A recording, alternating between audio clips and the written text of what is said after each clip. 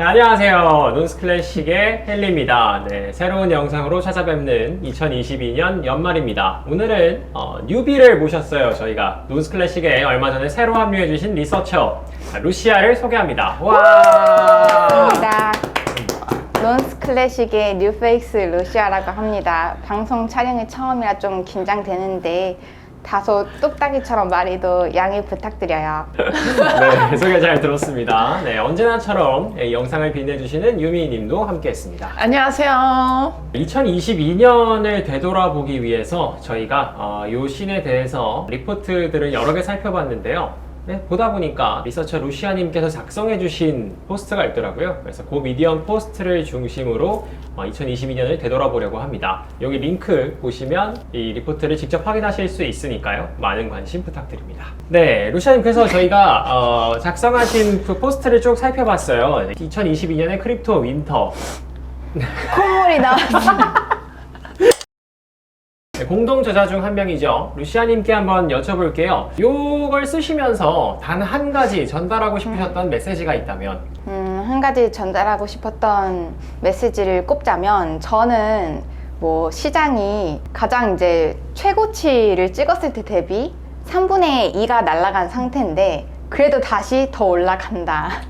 그러니까 결국은 버티기가 중요한 것 같다 생각을 해서 제가 마지막에 이제 핵심으로 뽑은 메시지가 결국 지속 가능성이었고 모두 다 이 추운 겨울 잘 버티고 여름에 다시 뜨겁게 잘 놀아보면 좋을 것 같습니다. 네, 좋습니다. 말씀해주신 것처럼 2022년, 저희는 이제 윈터라고 부르죠. 2021년 썸머일 때에 대비해서 이제 그때 올랐던 게 다 다시 떨어졌습니다. 썸머 이전으로 되돌아간, 태초마을로 다 같이 되돌아간 느낌이죠. 네, 요걸 이제 어떤 꼭지로 짚어볼 수 있을지 다시 루루님께 여쭤볼 텐데요. 이전 윈터랑 마찬가지로 크립토 윈터의 발생 원인은 매크로의 전환과 지속 불가능한 프로젝트의 몰락, 이렇게 두 가지를 말씀해 주셨습니다. 매크로의 전환, 이건 이제 어떤 느낌에서 저희가 살펴보면 될까요? 우선은 뭐 매크로가 전환되는 데는 여러 가지 계기가 있을 수 있지만 저희가 이번에 윈터를 좀 살펴보면서 올해 2022년 윈터뿐만 아니라 지난번에 있었던 두 번의 윈터, 2014년도 정도에 있었던 윈터와 2018년도쯤에 있었던 윈터도 같이 봤는데 결국 다 공통점을 좀 보면은 연준에서 이제 양적 완화를 했던 거를 좀 이제 긴축으로 다시 전환을 했다거나 아니면 이번 올해처럼 금리를 올린다는 그런 식에 있었어요. 미국의 통화 정책이 좀 크게 영향을 미쳤던 것 같고 그런 측면에서 이제 매크로 시장이 한참 호황이었다가 다시 이제 불황으로 꺾이면서 그게 크립토 시장에 더 매우 크게 영향을 미친 게 있었다고 생각해서 그런 측면에서 제가 매크로 시장의 전환이 크립토 시장에 영향을 미쳤다라고 좀 적어놨었습니다. 좋습니다. 말씀하신 대로라면 FED의 말 한마디가 굉장한 영향을 미친다는 거죠. 네, 그러면 이제 루시아 말씀에 따르면 매크로의 커다란 영향을 받을 수 있지만 그럼에도 불구하고 우리가 살아남는다면 충분히 기회가 있다, 이런 말씀으로 제가 해석을 했습니다. 자, 그러면 사실 사라져버릴 수도 있는 거잖아요. 근데 그쵸? 왜 저희는 살아남는다고 믿는 걸까요? 사실은 옛날에는 크립토가 되게 무용하다라고 많이 생각했었어요. 사람들이 이건 사기다, 가치가 없는 거다. 근데 저는 살아남을 거에 동의하는데 모두 다 살아남을 건 아니고 그 효용성을 증명한 토큰들은 시장에서 살아남을 것이다 라고 생각을 하는데요. 왜냐면 사실은 뭐 기존에 저희가 알고 있는 회사들과 마찬가지예요. 예를 들어서 아마존 같은 회사가 장이 폭락했다고 해서 그 회사가 증발할 것이라고 지금 생각하는 사람들은 아무도 없잖아요. 아무리 그 주식의 가치가 떨어진다 하더라도 아마존이 제공하는 서비스의 효용, 그러니까 AWS 같은 회사의 효용성이 이미 증명되었고 그 서비스의 가치는 이미 모두가 인정하는 바기 때문에 그 효용 자체는 사라지지 않거든요. 크립토도 저도 마찬가지라고 생각을 하는데 뭐 정말 사라지는 크립토도 전 있을 수 있다고 생각해요. 그 존재 가치를 증명하지 못한 어떤 크립토 이코노미와 그리고 그 커뮤니티들. 하지만 이더리움 네트워크 같이 정말로 그 위에서 덱이 만들어지고 그리고 프로토콜 레비뉴를 만들어내는 어떤 네트워크들은 저는 살아남을 거라고 생각합니다. 좋습니다. 장기적으로는 물론 가치가 이제 가격에 반영이 된다고 믿고 있지만 단기적으로 이런 윈터에 가격이 엄청 떨어진다고 해서 그 내재 가치가 없는 건 아니다. 이런 식으로 우리가 그래도 크립토의 효용성을 찾아낸다면 분명 윈터가 지나고 나서 살아남을 것이다. 이런 이야기 들어봤습니다. 네, 비트코인으로 봐도 상황이 비슷합니다. 무려 올해 안에 무슨 일이 있었냐면 마켓 프라이스가 리얼라이즈드 프라이스를 하회하기 시작했다라고. 리얼라이즈 프라이스가 어떤 뜻인지 혹시 여쭤봐도 될까요? 리얼라이즈드 프라이스는 간단하게 좀 말씀을 드리면은 이제 유저가 비트코인 지갑으로 비트코인을 전송을 했을 때에 당시 그 비트코인 가격을 기준으로 해서 잡은 프라이스라고 볼 수가 있는데요. 이제 어떻게 보면 정확한 건 아니지만 주로 그때쯤에 유저가 비트코인을 구매했다, 그리고 지갑에서 홀딩을 하고 있다라고 이제 많이 그런 용도로 많이 쓰고 있는 지표라고 볼 수가 있습니다. 근데 이제 여기서 마켓 프라이스가 리얼라이즈드 프라이스보다 더 낮아졌다라는 의미가 무엇이냐 하면은, 마켓 프라이스는 어떻게 보면 현재 거래되는 비트코인의 가격이고, 리얼라이즈드 프라이스는 유저가 비트코인을 구매했을 때의 가격으로 이제 볼 수가 있다 보니까 결국은 구매했을 때보다 현재 가격이 더 떨어졌다. 그래서 대부분이 손실을 보고 있는 상황이어서 그만큼 현재가 배어장이다 라고 볼 수 있는 대표적인 지표 중 하나입니다. 그래서 올해 6월부터 이 마켓 프라이스가 되게 이제 리얼라이즈드 프라이스보다 더 떨어지게 됐고, 또 그러고도 이제 계속 지금은 밑에 하회하고 있는 상황인 거죠. 이제 다시 상승해서 올라갈 때쯤에 이제 마켓 상황이 그래도 많이 회복이 되고 있다라고 볼 수가 있는데, 아직은 좀 기다려 봐야 될 것 같습니다. 네, 대장주인 비트코인도 굉장히 힘든 상황이란 걸로 이해했습니다. 산업별로 봐도 비슷합니다. 디파이부터 봐도 전체에서 80% 이상 전고점 대비 하락을 겪었고요. NFT 시장은 좀 더합니다. 전체 고점 대비 97% 하락을 겪으면서 사실상 우리가 붐이라고 불렀던 그 이전의 세대로 돌아간 것을 볼 수 있습니다.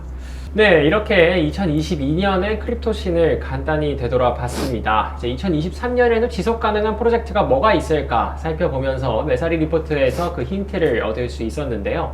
이 메사리 리포트를 간단하게 섹터별로 두 분과 함께 살펴보려고 합니다. 첫 번째는 가장 지속 가능한 프로젝트로 평가받는 이더리움, 바로 이더리움 얘기입니다. 올해 굉장히 큰 일이 있었죠. 머지라고 하는 이 긴 로드맵에 큰 분기점을 찍었다고 볼 수 있었는데요. 머지가 뭔가요?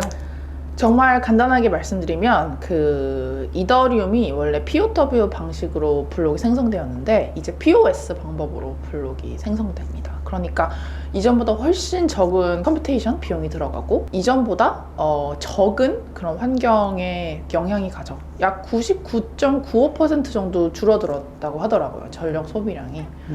그래서 이제 더 이상 이더리움이 뭐 환경을 파괴한다라는 이제 주장은 더 이상 이제 유효하지 않게 된 것이죠. 우선은 컴퓨팅 자원 사용 측면에서도 좀 더 지속 가능한 모습을 보여주었다라고 볼 수 있겠네요.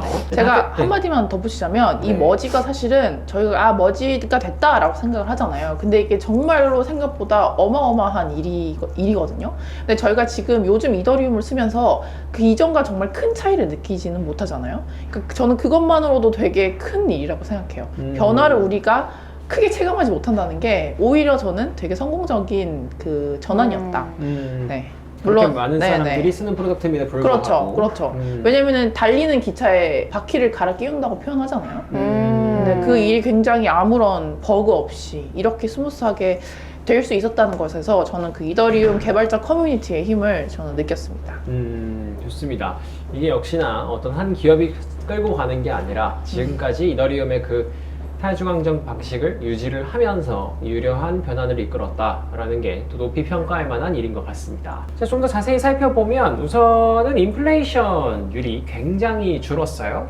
네, 그래프에서 보시는 것처럼 거의 0%에 가깝게 머지 직후에 이제 급격히 떨어진 걸 볼 수 있는데요.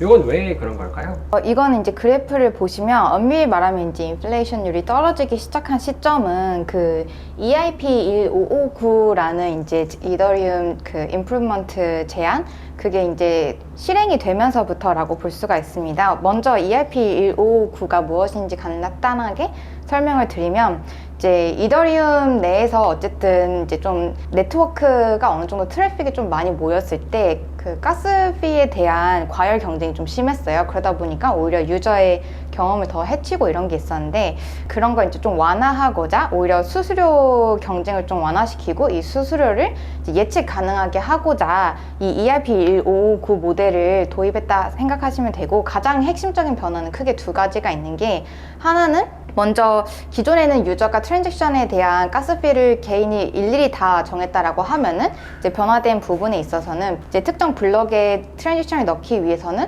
모두가 동일하게 내야 되는 그 베이스로 정해진 그런 피가 있습니다. 그거가 먼저 첫 번째로 도입된 게 있고, 두 번째로 원래는 이제 가스피는 다 마이너들에게 바로 지급이 되는 식으로 갔었는데 이 베이스 피는 그냥 다 소각을 해버립니다. 그래서 어떻게 보면은 이 이더리움 네트워크를 많이 쓸수록 그 소각이 많이 되기 때문에 어떻게 보면 이더 가격이 올라가면서 전체 네트워크 커뮤니티에게 그런 혜택이 다시 돌아가게 되는 그런 시스템이 구축됐다라고 생각해 주시면 되시고요.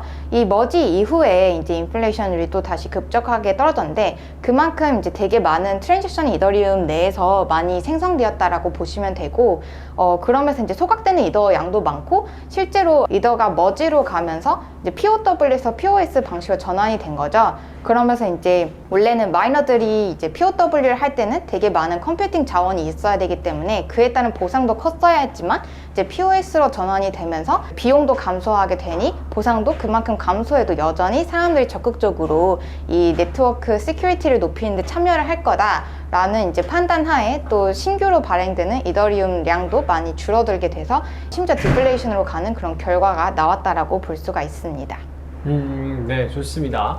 자, 아까 살펴봤듯이 실제 오프라인에 존재하기 위한 환경적 측면에서도 지속 가능성을 좀 더 높인 결과이기도 하고요. 방금 이제 루루께서 말씀해 주신 것처럼 시스템 측면에서도 사람들이 실제로 이제 참여자들이 어떻게 행동하는지에 대해서도 좀 더 지속 가능한 방법을 택했다라고 볼 수 있겠네요. 어떻게 보면 네트워크의 가치가 토큰의 가치와 연동이 됐다 드디어 라고 볼 수가 있죠. 네트워크를 많이 사용하게 되면 그만큼 더 많은 이더가 소각이 되고 그럼 이더의 희소성이 올라서 가격도 같이 오르게 되는, 그래서 커뮤니티 모두가 그 가치의 상승에 이제 다 같이 이제 참여할 수 있게 되는 그런 좋은 이제 지속 가능한 시스템으로 전환된 게 아닐까라고 긍정적으로 바라보고 있습니다. 좋습니다. 제가 사실 이제 많은 토큰을 바라볼 때 가치를 올리는 방법 중 유일한 두 개 중 하나죠, 사실은.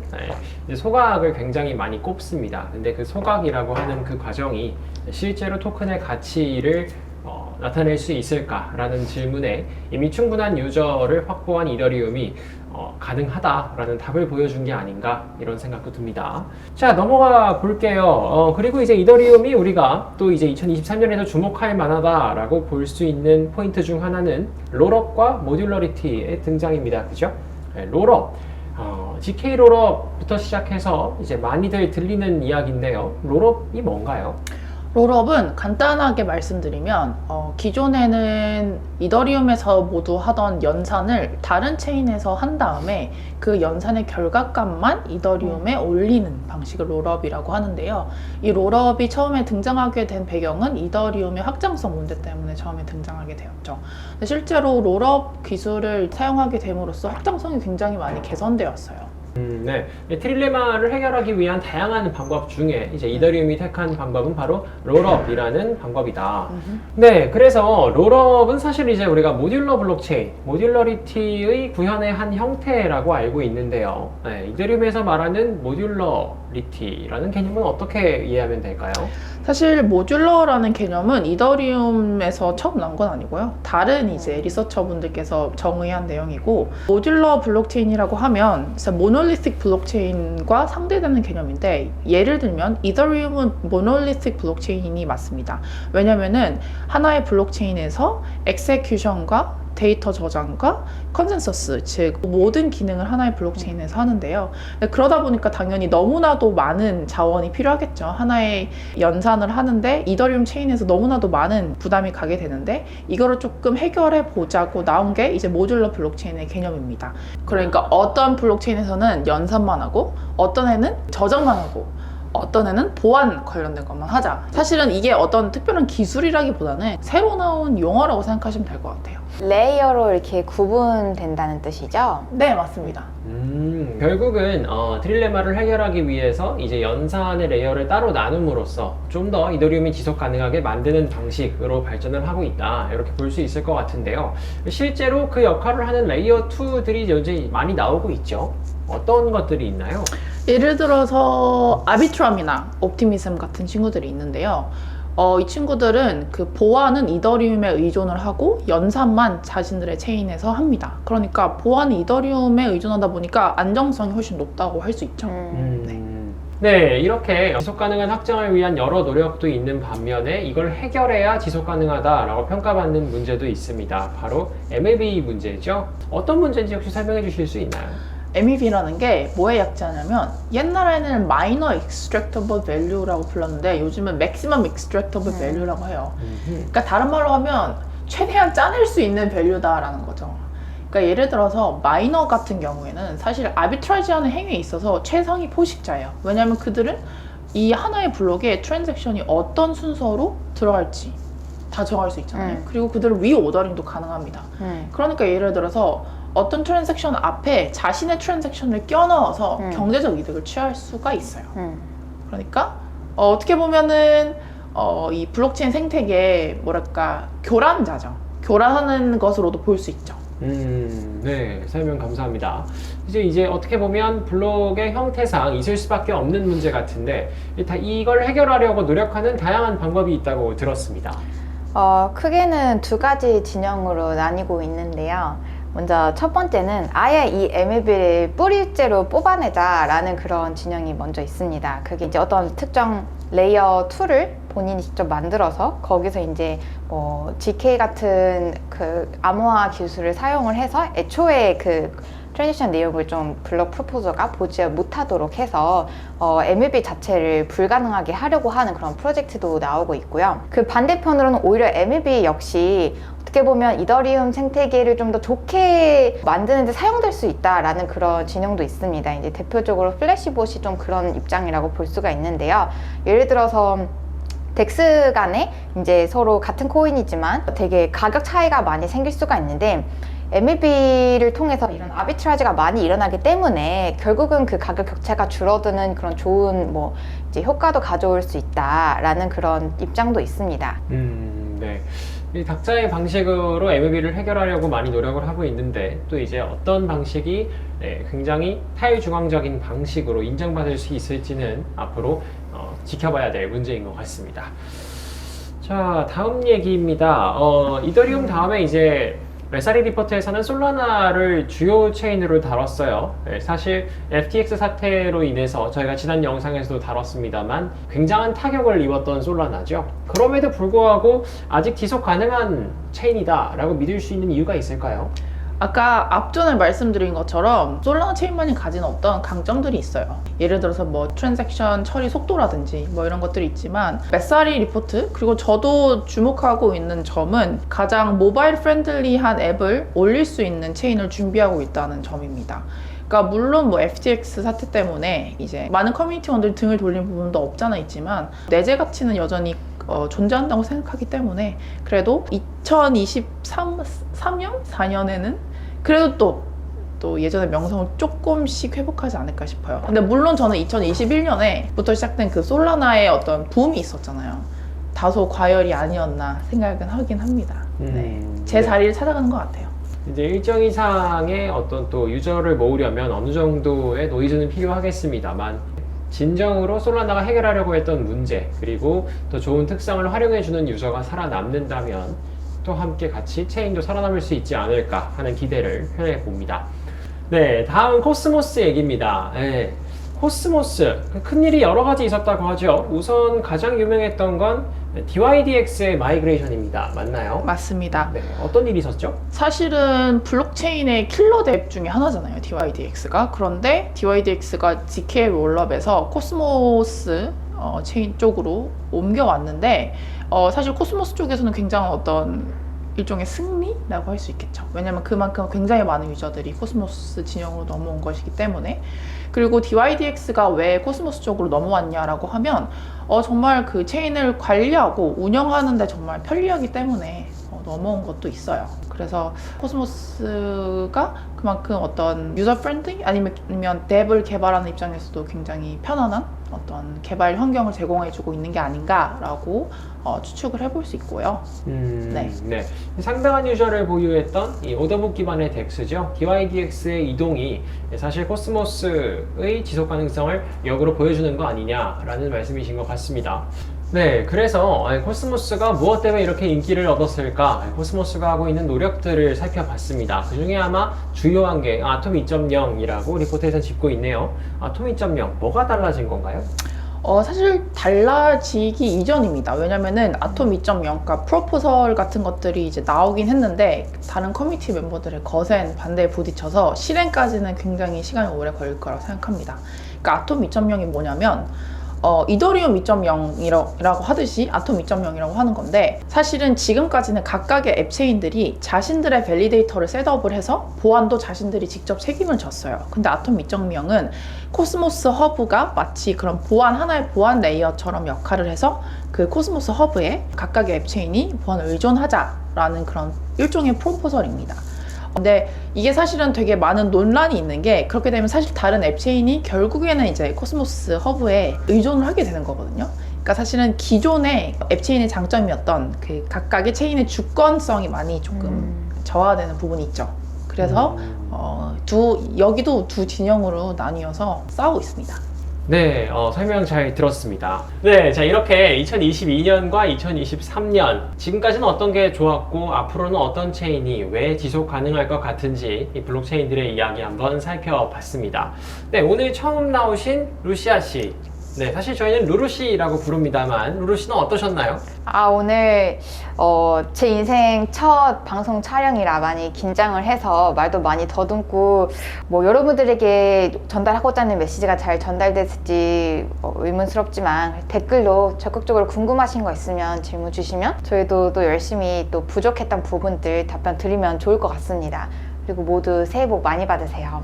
네, 사실 루루 씨의 진짜 지식과 매력은 영상이 아니라 그래서 더 잘 드러나니까요. 아까 말씀드렸던 저희 미디엄 링크에서 루시아의 글을 모두 한 번쯤 읽어봐 주셨으면 감사하겠습니다. 자, 저희는 여기서 인사드리겠습니다. 여러분 모두 새해 복 많이 받으세요. 많이 받으세요.